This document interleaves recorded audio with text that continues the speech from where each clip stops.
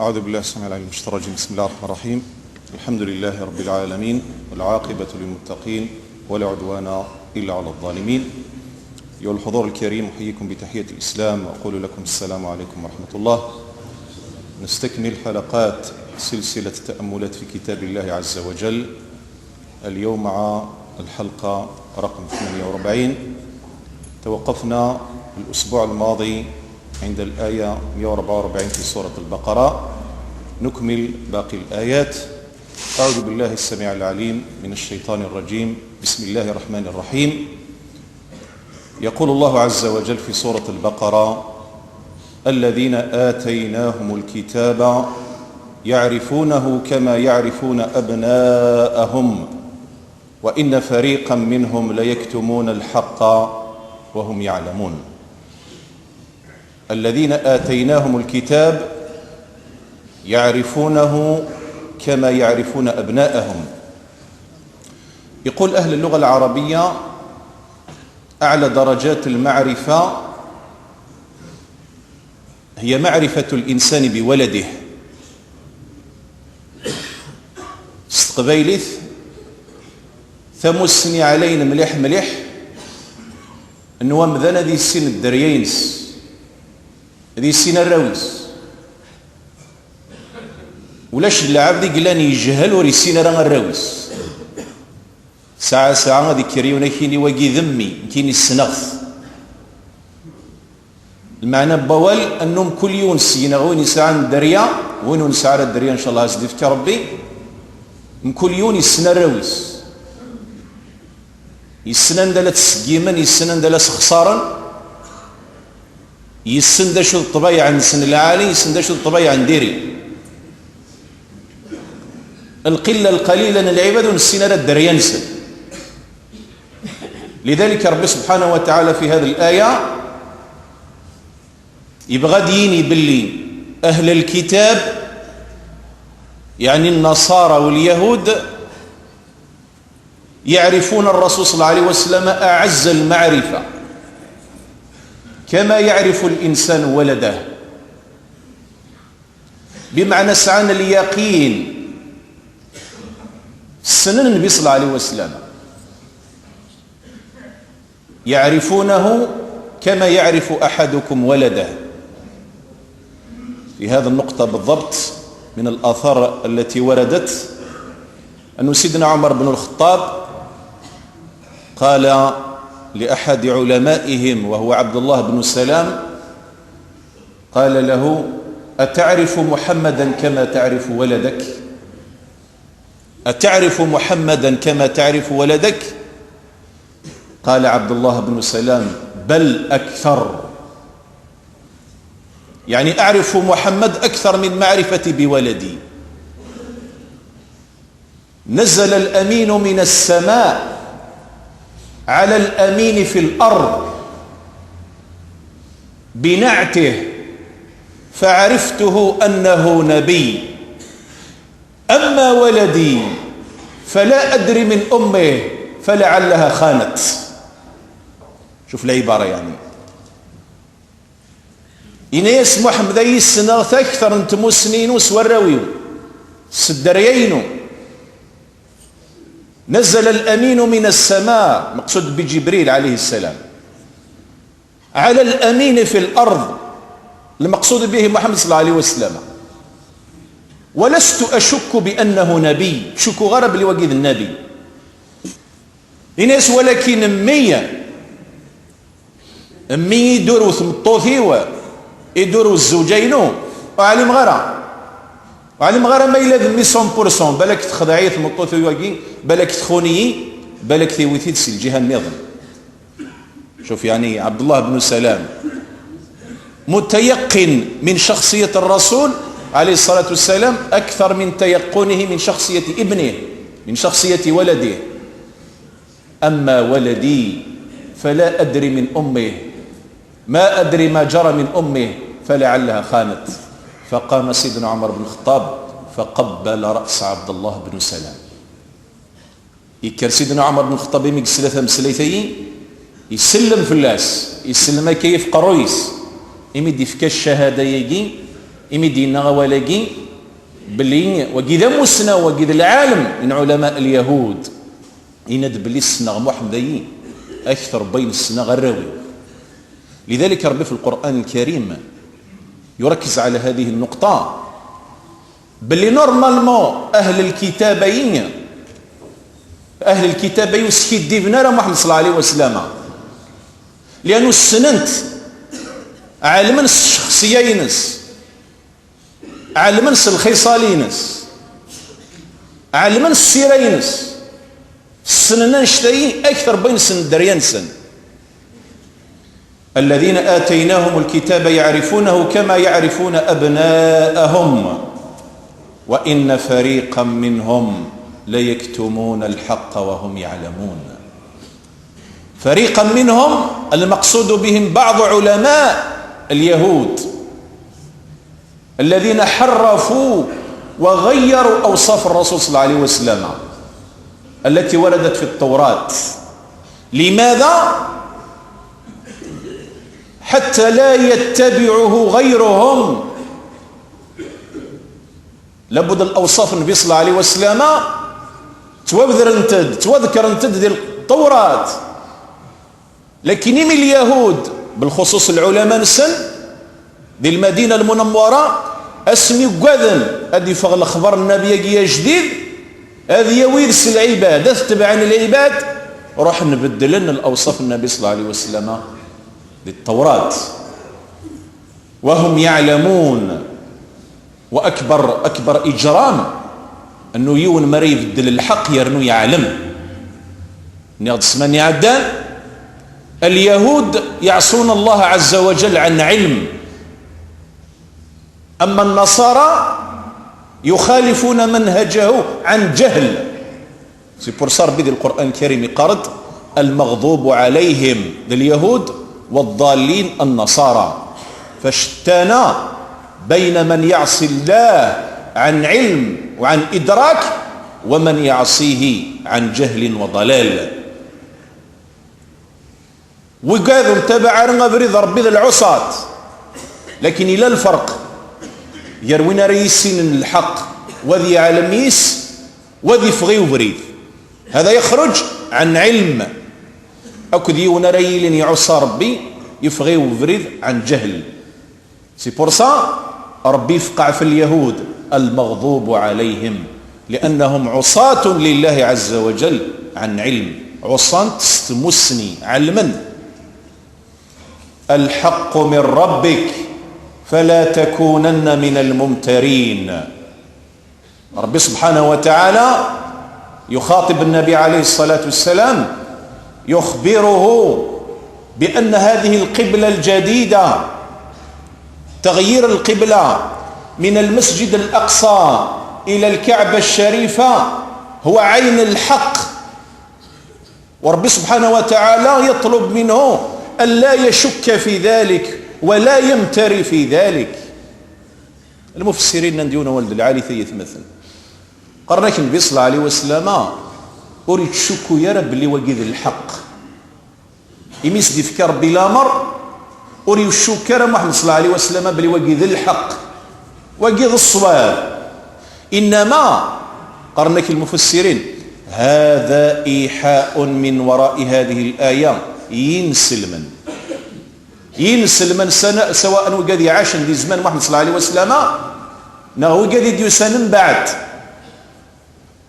يبغى ديني ربي ينسل من دي زمان محمد صلى الله عليه وسلم يبغى ديني نكوني وديني ينسل من يرد يسن سيانا كان المثل قردوني يبغى ديني ربي أي ينسل من وقذ الحق أفدلقين القبلة ذي الحق ضربك بغنك أرتشك ثرى. ولكل وجهة هو موليها فاستبقوا الخيرات أينما تكونوا ياتي بكم الله جميعا إن الله على كل شيء قدير. ربي قرد ام كل يوم الجنس يسعى القبلة التي تتبع يبغى ديني ربي ينسل من ورشغل ثري منون ورسمو زقو الثري الأباطيل والأقاويل والأحابيل والافتراءات تسفوغ أهل الكتاب ورشغل ثري من ونسوان شتي إيوا شو ربي يبدل القبلة إيوا شو كذا إيوا شو كذا ينادى ربي. المهم في الأمر كله فاستبقوا الخيرات. أين لن أهم تضيع ثرى الوقت نون تقول لا تسفوغ أهل الكتاب تقول لا تقارن أهل الكتاب أين لا تقارن في محمد صلى الله عليه وسلم أين لا تقارن في القبلة نون. الأساس في ذلك أنه ميزورث أني ورا ميزور يتمثل أن ميزور غير الخير. فاستبقوا الخيرات خدمة المنافسة خدمة لا كونكيرونس خدمة المسابقة وين العالي وقيل الصح الخير يتمثل الخير ذا العالين العبادة أدم يزوار دياس أدم زلزل دياس أدخل من المسابقة دياس أكني ليه خدم سيدنا عمر بن الخطاب أكد سيدنا أبو بكر الصديق لن خدم من المسابقة ما يحوج النبي صلى الله عليه وسلم كرا الدعم كرا الأموال أديس عمر بن الخطاب أديوي الماليينس أتسيفضويك أون دو إلى شطرين أدي جاكيون الشطر وخاميس والراويس الشطر والسنة دياوي الرسول صلى الله عليه وسلم. بعد يقول الرسول صلى الله عليه وسلم ماذا تركت يا عمر لأهلك أسنيني سيدنا عمر تركت لهم شطر مالي يا رسول الله يواك دزقن جاس نزقن.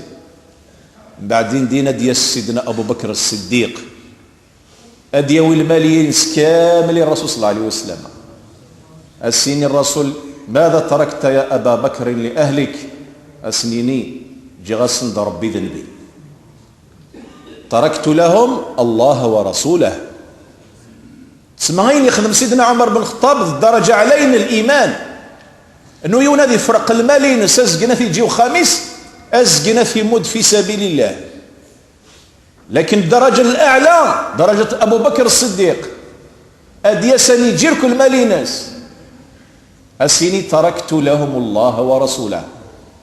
وكذا قلت الصحابة رضوان الله عليهم الخيار من الخلق أمشي لا خدمنا التنافس خدمنا التسابق خدمنا يتماثلنا لا كونكيرونس بقرسن ذكواشو أنور يخدم من الخير خير أنور يخدم من الخير أكثر أنور يخدم من الخير أفضل.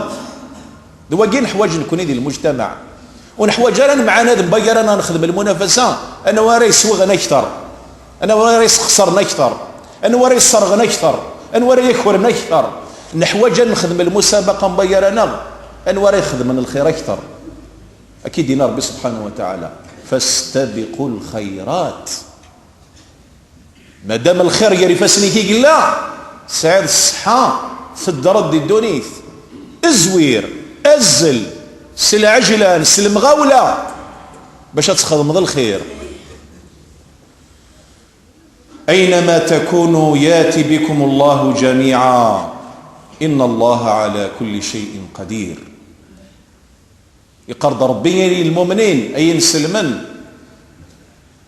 أني ذات مفرقم أني ذات موزعم أين افترقت أجسادكم وافترقت أبدانكم وبلدانكم وأراضيكم وجبالكم من كل وانا نداي الله إيركو العباد ربي يثني يجمع يوم القيامة باش هذه فرق يرويني لن في الحق أو كذويني لن في الباطل يجمعهم جميعا ليفصل بينهم ما بين المحق وما بين المبطل. من بعد ربنا إن الله على كل شيء قدير.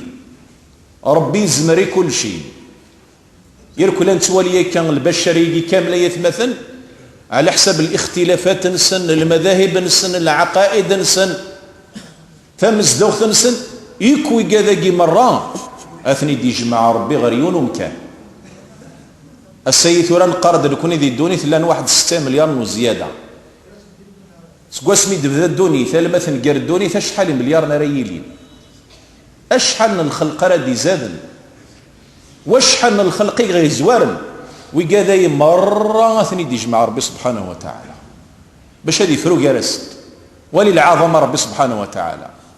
يعجبني في ذلك كلام الإمام أبو حنيفة النعمان يقرض في ربي سبحانه وتعالى يقرض صفات الله عز وجل هي خلاف صفات المخلوقين. ما راه نض الفلاني يزمر، الفلاني يسعى، الفلاني لا يسل، لكن إلا قطع ديال بالي باللي ربي أيضا يزمر، ربي لا يتوالي، ربي لا يسل، ولكن شوف الكلام من ذهب تاع أبو حنيفة النعمان يقول الله عز وجل كل صفاته خلاف صفات المخلوقين، فهو يرى لا كرؤيتنا، ويسمع لا كسمعنا، ويقدر لا كقدرتنا. ربي توالي، البشر توالين، ولكن يتوالي ربي ماشي كيف من البشر. ربي يسل، البشر سلن، ولكن يسل ربي ماشي كيف. سمع ربي ماشي كيف مسمع البشر. ربي يزمر، البشر زمرا، لكن فزمر ربي انكومبارابل غير تزمرتنا العباد. فهو يرى لا كرؤيتنا، يسمع لا كسمعنا، ويقدر لا كقدرتنا. إذن ربي قرد أينما تكونوا ياتي بكم الله جميعا. أندث اللام أندث روحم أكون يدي جمع ربي مرة. ومن حيث خرجت فول وجهك شطر المسجد الحرام. ربي راه يؤكد دائما على مسألة استقبال القبلة. ومن حيث خرجت دقي ربي تمسليت في الإنسان ما يفغر السفر. الإنسان عندما يسافر، عندما يأتي وقت الصلاة وهو مسافر أيضا عليه أن يستقبل القبلة. راه ربي يؤكد الإنسان عندما يكون في الحضر، عندما يكون مقيم، مريلي خامس مريت دون هذه الظل إلا قدروا دمسغ القبلة الكعبة الشريفة. وأيضا مريت دون هذه سافر، مريليون ذا مسافر ودي قرار ذا مسافر، المعنى نسمع ليش ونقري غذميو خاطي. يبقى استقبال القبلة أمرا واجبا دائما، سواء كان الإنسان مقيما أو كان الإنسان في حالة سفر. دقو خامي كيف اللي لا تظلم إلا قاك ترضغ الكعبة الشريفة تسدو ذات السفر كيعين ربي، ولكن مرادي الحق الوقت نتظليت ورسه يرى ورستو يرى باللي ذي الواجب في الله أتستقبل الكعبة الشريفة. وما إلا ورتزول غرغ الجهة يجي تظليتك ورتصحرا. من شروط صحة الصلاة استقبال القبلة. ومن حيث خرجت فول وجهك شطر المسجد الحرام. قلنا في الأسبوع الماضي ربي قرد ولي وجهك شطر المسجد الحرام، يعني أرذميك غير الجهة الجامع للمسجد الحرام قلان دي مكة. لكن ربي دا شو يقصد غير الجامع، يقصد الكعبة. ولكن ربي السخف لنا أنه خطر ريزمير راي ونادياوي القبلة 100% قد إنيك المهم أتصردو دميك غير الجهة الجامع. فالإنسان البعيد عن الكعبة الشريفة الواجب عليه أن يستقبل جهة القبلة، والإنسان القريب من القبلة من الكعبة الشريفة عليه أن يستقبل عين الكعبة. يونا ريزال دي مكة قخام ربي إلا قصد يلي أنفاس الكعبة، لكن وقذي بعدا في الكعبة الشريفة أما نكون المثال كثيرا وريزمير راه يونا ذي السورة كي يقلي وقت الكعبة 100%. المهم ارغى الجهة، جهة المسجد الحرام. وإنه للحق من ربك. ربي تعوذ توكيد دايما باللي القبلة يجين ذي الحق صغر ربي سبحانه وتعالى. وما الله بغافل عما تعملون. وما الله بغافل عما تعملون هو شكل من أشكال التهديد وشكل من أشكال الوعيد. يوين دقارن اليهود، يوين دقارن المشركين في تغيير القبلة في زمن النبي صلى الله عليه وسلم. ومن حيث خرجت فولي وجهك شطر المسجد الحرام. ربي تعاود دي توكيد دائما تمثل استقبال القبلة. وحيث ما كنتم فولوا وجوهكم شطره. والخطاب أيضا ينسلمن ولا ذكرني ذي الوجه اللون أكثر مود مون ونغلقيا بلا الكعبة الشريفة لئلا يكون للناس عليكم حجة. لئلا يكون للناس عليكم حجة بمعنى يتمثل ربي يعود تمثلة استقبال القبلة في هذه الآيات 3 مرات. 3 مرات نسيت تعاودد فولوا وجوهكم شطره فولي وجهك شطر المسجد الحرام. قرنك المفسرين لأن تغيير القبلة إلا من الأحكام الجديدة إذ شرع ربي سبحانه وتعالى في نسلمن دي المدينة المنورة. وما دام الحكم كذا جديد ويكثر في الناس الباطل يكثر من بزاف الأباطيل والافتراءات والأكاذيب ربي يعاود ويكرر ويثبت باش هذه يقررون الأمر ذا شوث باللي تغيير القبلة ذا الحق أضرب في دينان. والعلماء يقولون ربي كرر هذا الأمر 3 مرات باش نفهم 3 المعاني. المعنى الأول باللي ربي استجاب لرغبة النبي عليه الصلاة والسلام الصادقة وضراعته الخاشعة. إلا النبي صلى الله عليه وسلم لا دير في ذاك قرويس لا يترجو غادي ينزل الوحي يأمره باستقبال القبلة إلى الكعبة الشريفة. قد نرى تقلب وجهك في السماء. وقد التضرع من النبي عليه الصلاة والسلام تجد الرغبة النبي عليه الصلاة والسلام إن يصدر ربي فولي وجهك شطر المسجد الحرام. الأمر الثاني ربي ناد وإنه للحق من ربك. المعنى الثاني ذا شو نفهم باللي ربي سبحانه وتعالى الحق يوجب لنا أنه نستقبل القبلة ويجي يوفق الرغبة النبي عليه الصلاة والسلام. والمعنى الثلاثة لئلا يكون عليكم حجة. لئلا يكون للناس عليكم حجة. ذا شو المعنى ينس لأنه أهل الكتاب يثمثن دي المدينة المنورة اسمي ولانين سلما في الأشهر الأولى سرنوا ذماونسن إلى المسجد الأقصى. ذا شو دنان النان تجد القبلة لليهود مادامين سلم لا تظلن القبلة لليهود.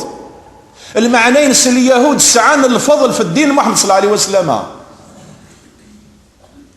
ما دام المسلمون يتجهون في قبلتهم إلى المسجد الأقصى فهذا معناه أن اليهود لهم فضل على دين محمد. وهذا معناه أن منهج اليهود منهج أصيل. والمشركين أيضا استغلنا الفرصة باش يسروا لنا العباد سي الدين محمد صلى الله عليه وسلم. نكون نعلم بلي الكعبة الشريفة حتى ذي الجاهلية سعى القمينس سعى القدريس حتى قبل مجيء محمد صلى الله عليه وسلم. فكانت كل القبائل العربية كل عباد تحجون إلى الكعبة الشريفة بمعنى المسجد الحرام الكعبة الشريفة سعى غزاليس سعى القمينس حتى ذي الجاهلية. اسمي ديبان أنه وين سلم تسرن وذمون سنغ المسجد الأقصى في بداية الدعوة الإسلامية المشركين إلزون بروفيتي فرصة تاغونيت. ذا شو دنان ناند محمدي ولا يتسكر القيمة ولا يتسكر القدر المسجد الحرام ويتسكر القيمة القدر الكعبة الشريفة يجبنا بابس إبراهيم عليه السلام. قرن السنين العرب يعني وقاذي قلان مازالوا ركشي من رغى الإسلام نانسن وري إلا قرن تتبع من الدين دين محمد إلا قتروا المسياس إلا قتجم لأنه محمد يجا الكعبة الشريفة يروح لا يتبع ذا شو لا يتبع قبلة اليهود. فكانوا يقولون هذا الكلام لكي ينفروا العرب ويبعدونهم عن دين محمد. لذلك رب سبحانه وتعالى يناد الهضره ياكي يناد تمسليتين يناد الاياكين. ومن حيث خرجت فول وجهك شطر المسجد الحرام وحيث ما كنتم فولوا وجوهكم شطره لئلا يكون للناس عليكم حجه. بدلت القبله ياكين ورتسفنا لأهل الكتاب كران العذر كران الحجة ورد قرنا غير قرن في الأول. وأيضا المشركين دي مكة ورد تسفنا كران العذر ورد تسفنا كران الحجة ورد قرنا في محمد أين لد قرن. نصارو خصانية مثلا جمع التبرعات لمسجد سيدي يحيى عفوا لمسجد التقوى سيدي علي بلدية أقب. أذكرناك كالعادة شباب نغض أجر الجميع على الله. إذا مسجد التقوى سيدي علي بلدية أقب. إلا الذين ظلموا منهم فلا تخشوهم واخشون. ربي قرد سبحانه وتعالى أي سلما لنا كيكرن العباد اكتمن الشكوك اكتمن كيس الافتراءات اكتمن الباطل وكذا ما تسفهم الطن ما تسلم الطن ما تصغر الطن ما توري ذا سند اتتوكس في لسن الشبهه ذا شوك جانين سلما تسرنا كيود مونسن المده 13 سنه دي مكه 16 شهر في المدينه المنوره الى المسجد الاقصى من بعد تنبدل القبله الى الكعبه الشريفه لن عبادك ساعنا كثيرا الشكوك كثيرا الشبهات وكذاكي بنادم يسفهم. لكن لنا كثير العباده يثمثن يدي فغن ذي عداون يدي فغن ذي خصيمن ينسلمن وكذاكي سفهم سنة وسن سفهم راه ورياسن دنا وسن توريا راه شرحا سندنا وسن تشريحا راه وكذاكي ذي العباد الظلمه. لذلك ربي قرد وكذاكي ورثن تسوى الثرى فلا تخشوهم واخشون ولأتم نعمتي عليكم ولعلكم تهتدون. باقي ربيكم أصيد الذي تمسلي في النعم. داش النعمة ثم زوثا يثمثن. النعمة الأولى أن ربي يهدي نغد باش نزال ونستقبل الكعبة الشريفة أخام إدي سدد أبو الأنبياء سيدنا إبراهيم الخليل عليه السلام. تجد النعمة ثم زواروث والنعمة في السناث أنه ربي هدايا نغد أنه نغد غير الدين الحق باش نربح ثلوث ذي الدنيث والذي لا خرث. ثم بعد ذلك ربي سبحانه وتعالى يكون صلة تفصيل ذي النعم في الآيات الموالية. أول نعمة نغد أنه ربي سبحانه وتعالى يهدى يغدغ القبلة الصحيحة القبلة الحق وهي الكعبة الشريفة. النعمة في السناث أنه ربي يهدى يغد باش نتبع بريديس باش نوي السعادة الدنيث وإن شاء الله هنرنو السعادة الآخر تنيث آمين. وبعد ذلك ربيكم صلة تفصيل لأنواع النعم يناد كما أرسلنا فيكم رسولا منكم.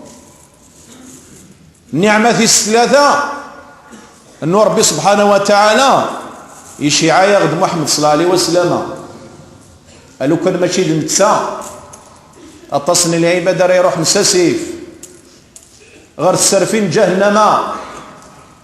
نعمة الله عز وجل أن أرسل فينا رسلا. لو كان يغير ربي بلا الرسل ثاني ضاع. أنحمد ربي ما غادي يشيع الرسل كما أرسلنا فيكم رسولا. النعمة في صربعة رسولا منكم يسوف غيثي دانسي محمد صلى الله عليه وسلم يفرد السجنة ورد يسر ذيون الجنس سي الملائكة نغسي الجن خاطي ذيون العبد يفغن السيوان أرسلنا فيكم رسولا منكم. السنم الشخصية ينس السنم لا بيرسوناليتي ينس السنم التربية ينس السنم السيرة ينس السنم الأصليس السنم الفصليس السنم النسب السنم الأخلاقي ينس. وهذا فيه ملمح مهم يون باش هذا ينجح باش هذا يصلح المجتمع هذا يسجم المجتمع وين راه ديفرنسي المجتمع نسي ثمتيني ادي كريون هذه يسجم المجتمع انوار ينجحن وين راه ديفرنسي سن خطر العبد ما راه ديفرنسي المجتمع ديفرنسي المصلح يسن الهلاكه تنسن يسن المنكرات يخدمن يسن دليل اللي خصص غرسا يسن طبيعا سن وبالتالي ما راه ديك هذه السجم هذه يونع هذه قاعده المجتمع هذه ينجح خطر يفقد سيسن ونغدا ولاقي في دروس ماضيه سيدنا ابراهيم الخليل اسمي دينا ربنا وابعث فيهم رسولا منهم يا ربي شي عسن ديون الرسول سيسن اي مجتمع من المجتمعات لكي تنجح فيه عمليه الاصلاح الى قد كرن والرويس في كل منطقه من المناطق في كل منطقه من المناطق وفي كل بلده من البلدان الاصلاح الحقيقي هو الذي يقوم به ابناء هذه البلده تراجو يرى يونك ديال السي تمورتي بعد المليح مليح اكي قاعد تمورتي اكي سجم المجتمعين وين راه تيسجمن وقدر راه ديفرنسيسن كما ارسلنا فيكم رسولا منكم كدينا ربي القران الكريم يتلو عليكم اياتنا ويزكيكم ويعلمكم الكتاب والحكمه ويعلمكم ما لم تكونوا تعلمون يتلو عليكم اياتنا يقرايون الايات من القران الكريم ويزكيكم يسزدق المجتمع يتنظف المجتمع يتطهر المجتمع سي الشرك سي الظلم سي المنكر سي الفساد وقف دور الاصلاح للمجتمع وين راه ذكرنا ذي قاعده المجتمع الى قد يكسي كل هلاكات ديس من ضمن الهلاكات الشرك تكر ضيوين المنكرات الرشوه الفساد الخدع الغش الى قوي كذا قثني كس الإنسان المصلح أو المصلح الحقيقي ويزكيكم ويعلمكم الكتاب يعلمكم أحكام القرآن الكريم ويعلمكم الحكمة أي السنة النبوية الشريفة ويعلمكم ما لم تكونوا تعلمون بمعنى من الفضل إدي فكا ربي الأمة مسلمت ديوثنا الأمة يقلان تعيشين دي الصحراء يعيشون في فلات لن لك السن المال أكرمكم الله أكرم هذا المجلس لن العباد ونسى حتى قيمة ونسى حتى الوزن لكن مثل دي فكار ربي محمد صلى الله عليه وسلم يود الدين جديد يجعل ثنا ربي ذي القادة للأمم العباد يقولون رعاة للغنم أصبحوا قادة للأمم سواشو الدين قديوي الشريعة قديوي محمد عليه الصلاة والسلام أذهب صداقي اسمح لي طولا في اللون شوية أتوقف عند هذا القدر نسأل الله عز وجل أن ينفعنا بما علمنا وأن يعلمنا ما ينفعنا أعوذ بالله نذكر به ونساه واستغفر الله والسلام عليكم ورحمة الله نواصل الأسبوع المقبل إن شاء الله